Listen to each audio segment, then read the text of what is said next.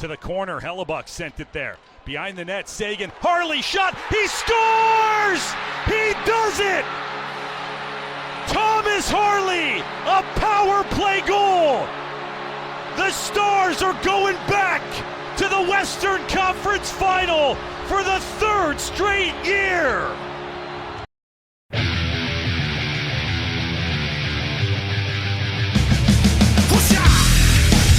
Ladies and gentlemen, what you just heard was the Stars moving into the Western Conference Finals after beating the Winnipeg Jets in Game 6, overtime thriller. This is Under Review. We're here with you live from the 143. Nick, how are we doing today? We're doing good. Third time's a charm for the Western Conference Finals. Got a rematch from last year between Edmonton and Dallas. We're feeling good. As an optimistic fan, you want to say this one feels different, but it's going to be a grind. Yep. We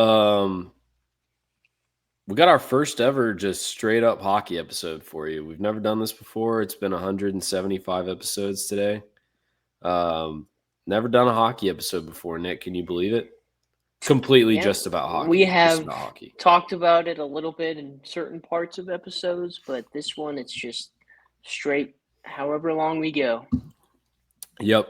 Kick it off with the stat of the week, brought to you by our sponsor, Andrews Logistics. Nick's already mentioned it, but the Dallas Stars are going to their third straight Western Conference Finals. They've been unsuccessful in the last two, but like Nick said, third time's the charm, we hope. And three straight's pretty impressive, though. Dallas has been a good playoff team and a good team in general. And it's been nice as the city of Dallas, just fans in general of sports, to have a team at this time of the year kind of going deep into the playoffs. So, I think the city of Dallas has really rallied around the Stars right now just because sports lately haven't been great. So, the Stars are kind of giving the city of Dallas some hope in terms of the sports world. And Nick, I think Dallas might be a hockey town. I mean, it absolutely is. You just watch obviously the crowd speaks for itself. I mean, the American Airlines Center is bumping every single game that we play out there. And even some, important hockey people, quote unquote, icons, if you will, have come in and said, yeah, Dallas it's a pretty loud place to play in. People, a lot of people are saying that hockey doesn't belong in the South, but I mean, well, actually, speaking of it not belonging in the South, you look at the Hurricanes, the Panthers, and the Stars, 3 of the 4 teams left, and they're all somewhat Southern teams. I guess Carolina's technically North Carolina, but it is somewhat Southern. But another interesting stat that I saw on Twitter today was this is the only place it fits in, so there's no point in making it another stat of the week.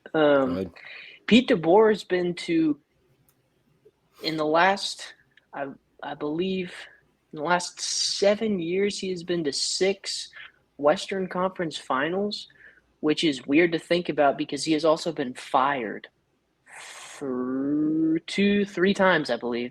So that's kind of an interesting one for you. He's just been dominant. That just kind of speaks to how good he is everywhere he goes. Yeah. But the only problem is that it's just getting over that hump is the issue. But hopefully this is the year to do it. Player of the week, Jake Ottinger. I mean, should go without saying. 8 wins, obviously, because they moved on. And 2.47 goals allowed average with a .919 save percentage. Absolutely ridiculous. They like to say he's standing on his head night in and night out, and he absolutely is. He is a key part to our success. I mean, just absolutely ridiculous night in, night out. It was just, as soon as playoffs started, switch flipped. Last 7 games of the regular season, we looked awful. He didn't look good. Nobody gave us a chance. Thought Avs were going to come in and have their way with us, and we were going to get bounced in the first round, but it's like we just completely 180-degree turn, came in, and then he has been great ever since. Yeah. just speaks for itself. He's been here before. He's established himself as a playoff goaltender, and then now this year as well. I mean, it's just absolutely ridiculous. No nights off for him. Even in that Colorado game where he was pulled in game 4, I believe that was, he still, even though he only made it through 2 periods, he still had like 30 saves or something ridiculous like that. But Yeah, he's just been an absolute beast. demon. Obviously, game 6, he had what looked like a wide open net to, give Winnipeg the lead late in the game, and he dives back to make the save and, keeps it tied at 1-1. And so he's been, like I said, just a key part of our success. And, it's just insane to watch him play with so much composure night in and night out. It's absolutely ridiculous. He just does not get rattled by anything. He's made some pretty spectacular saves as well.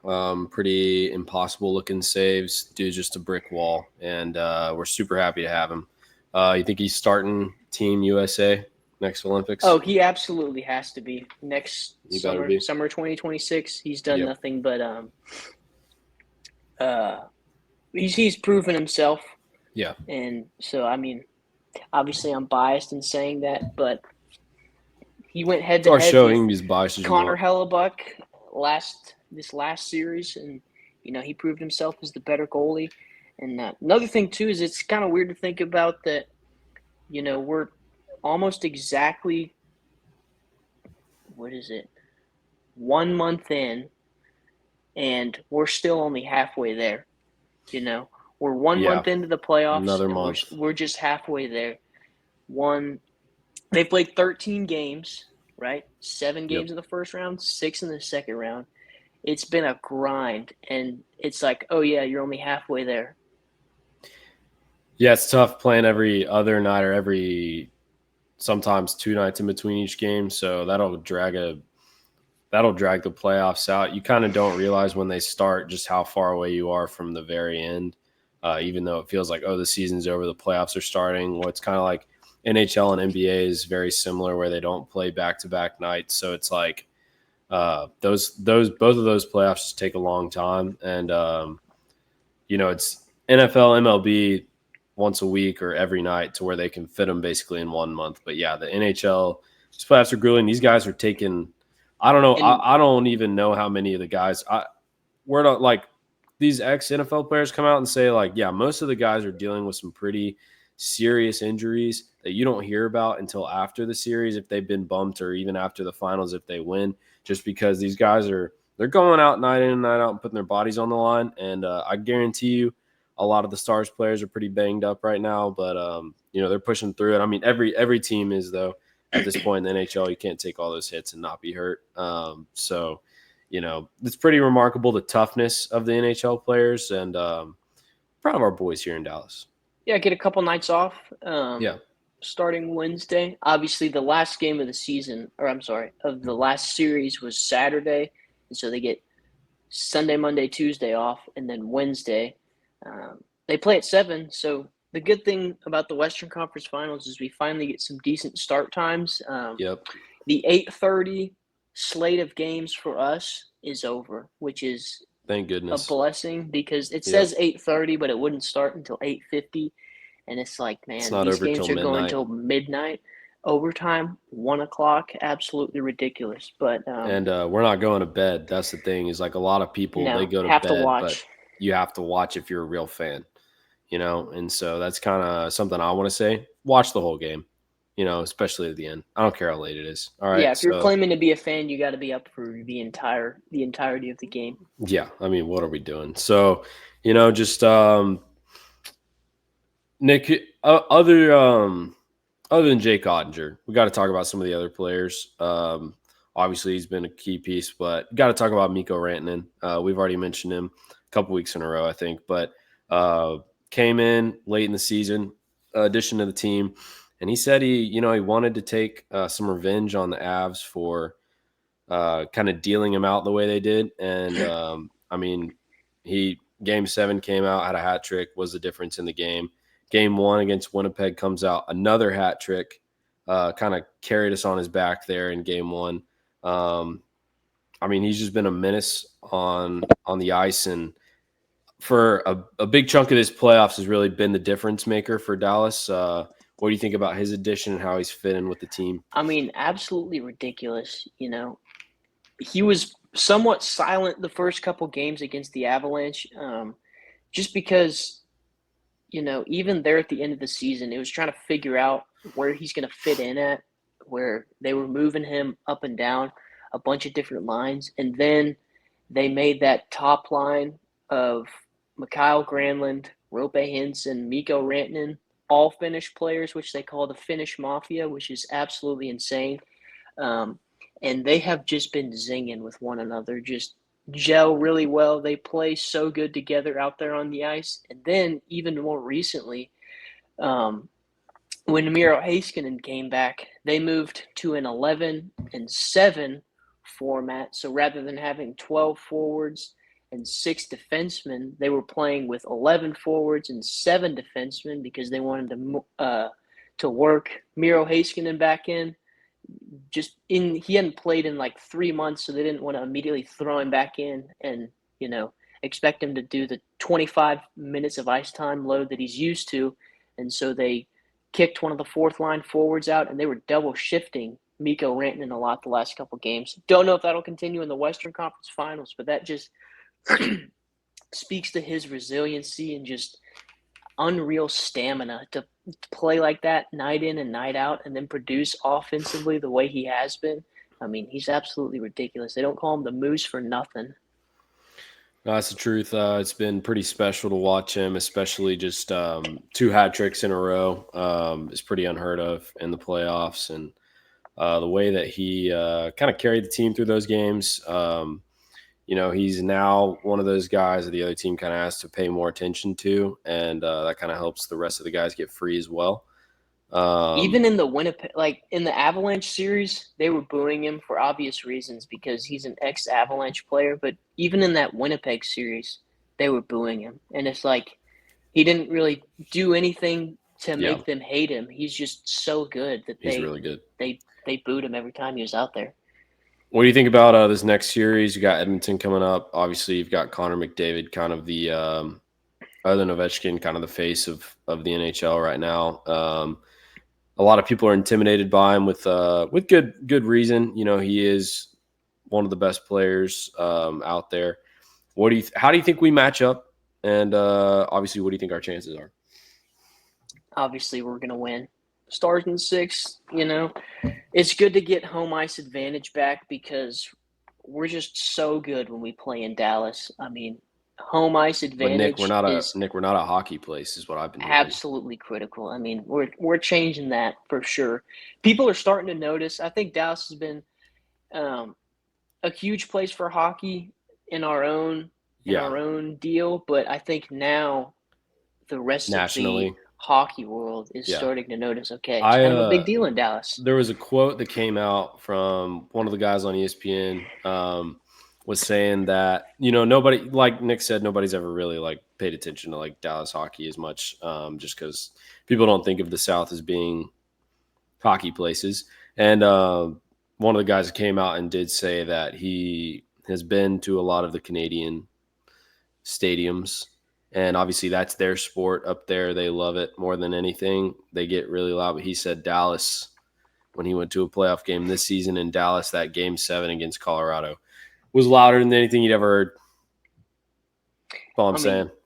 Yeah, there you go. And speaking of, I always thought Winnipeg doing the whiteout was dumb. It didn't make sense to me because the opposing team was wearing white. I understand the fans coordinating and doing their own thing, but your guys are wearing blue, and the opposing team is the one wearing white. So that just kind of speaks to they're Canadian, how they are up there. And speaking of Canadians, it's just like I don't know what the word I'm looking for here is. It's just like a storybook every single season. And being Cowboys fans, we can relate to the pain. We can understand it a little bit because the Toronto Maple Leafs lose in Game 7 in heartbreaking fashion to the Florida Panthers on Sunday night. They lose 6-1.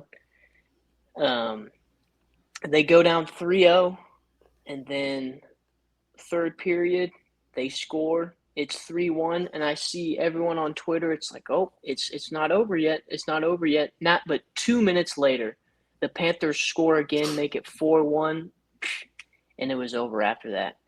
I mean, Toronto has been pretty abysmal just in the playoffs, and they've had the big four for so long: Austin Matthews, William Nylander, John Tavares, and Mitch Marner, and that was, I guess, what it was supposed to be like was I guess this is the only thing I can compare it to.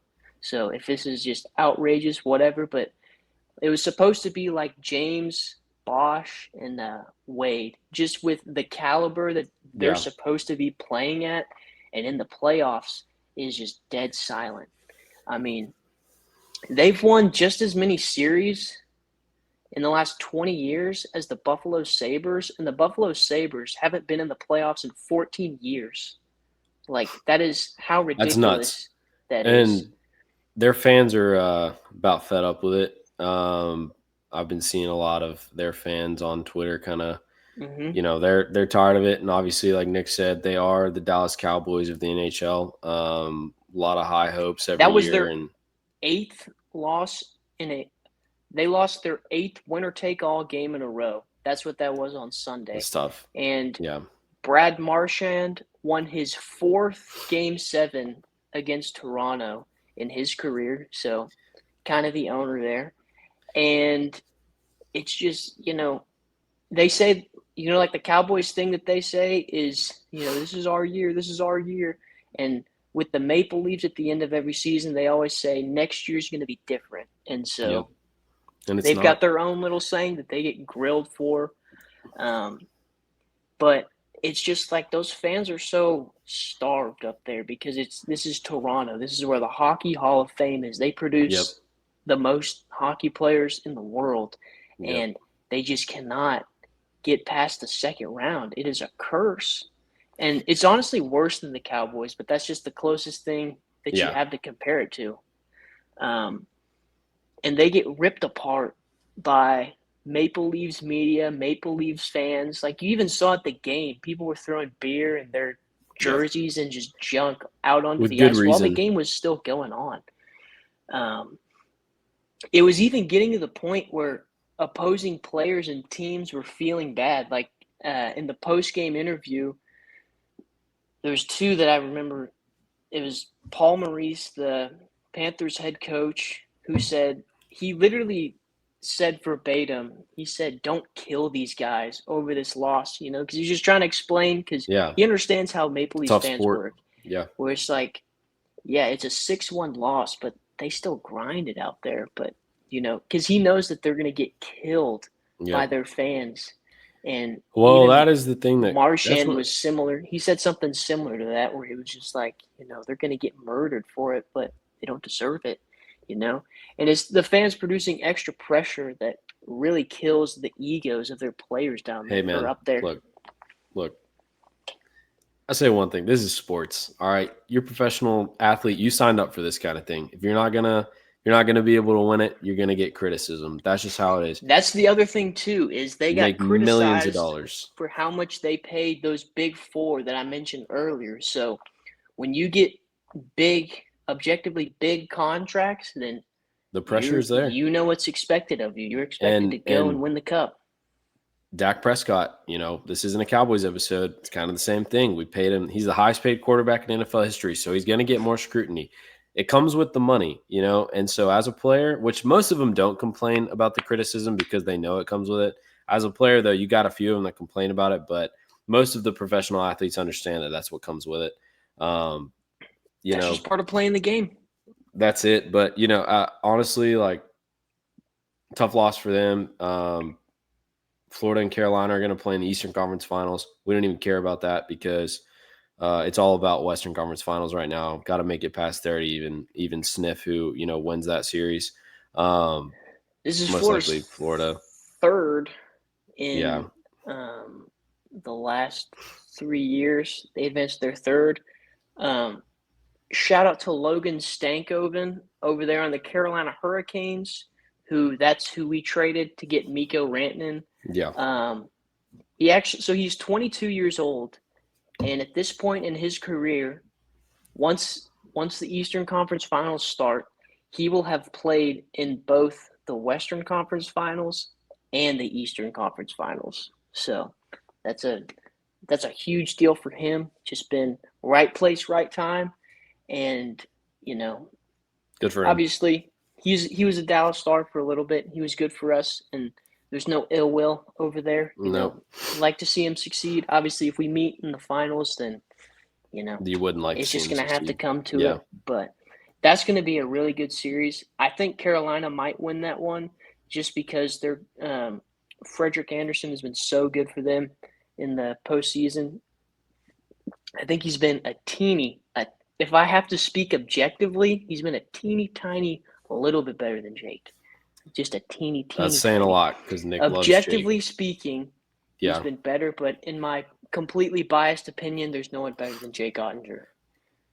These NHL playoffs have kind of taken the country and the sporting world by storm just because I don't think that it's ever had as many viewers as it's had this year. I don't have all the numbers on viewership, but it's being talked about a lot more. And you'll love to see that. It's a great sport. It's a very tough sport. We don't have very many of those left. Looking forward to watching the conference finals for both of these, obviously. Go Stars. Something I do want to mention, which is off topic before we leave this episode, got to give our flowers to our boy Scotty Scheffler here in Dallas. Another Dallas legend, Dallas athlete, won his third major of his career, PGA Championship at Quail Hollow. Just love to see those guys succeed. Just anybody born and bred here out of Dallas, you got to root for the home team kind of thing. And that's the closest thing golf has to a home team. So just wanted to say congrats to Scotty Scheffler, and we hope he continues to dominate. Yes, sir, absolutely. Here's like to end our shows in under review. Brought you a quote from the famous Herb Brooks, and he said, "Great moments are born from great opportunity," and that is the truth. Dallas got a That's great what we've been opportunity. doing here in Dallas. We had a great opportunity in Game 6, and we sure did take advantage of it. I'm liking Keep our it rolling. chances against Edmonton. The fire is burning hot. The boys are ready. We've gotten a taste. We've been bounced the last 2 years in a row. So we know what it feels like to get punched in the mouth. So let's remember that feeling and let's play with that fire starting Wednesday night. Amen. Everybody be watching. Let's get behind the boys, rally behind the troops. Let's keep shocking the world. You know what I mean? So thank y'all for tuning in this week, and we will see you next week with another episode of Under Review.